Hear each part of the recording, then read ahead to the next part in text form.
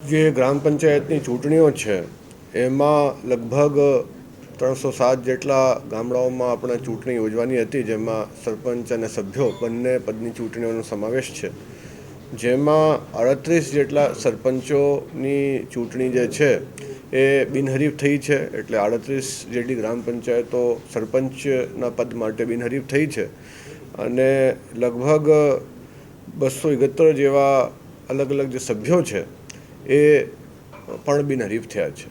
ચૂંટણી માટે અમારું જે સ્ટાફ છે એ લાગેલો છે. અત્યારે સ્ટાફ ડેટાબેઝ તૈયાર થઈ ગયું છે, એની તાલીમોનું દોર ચાલુ કરવામાં આવી રહ્યું છે.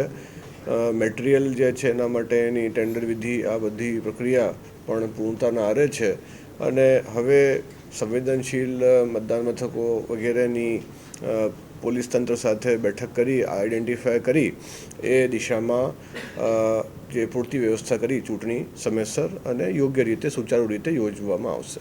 મતદારોની વિગતો એ અત્યારે હાથ વગે નથી, પરંતુ બાકીની જે તૈયારીઓ છે બધી રાબેતા મુજબ ચાલી રહી છે. સમરસના જેમ મેં કીધું કે 38 સરપંચોની જે સીટ છે એ સમરસ થઈ છે.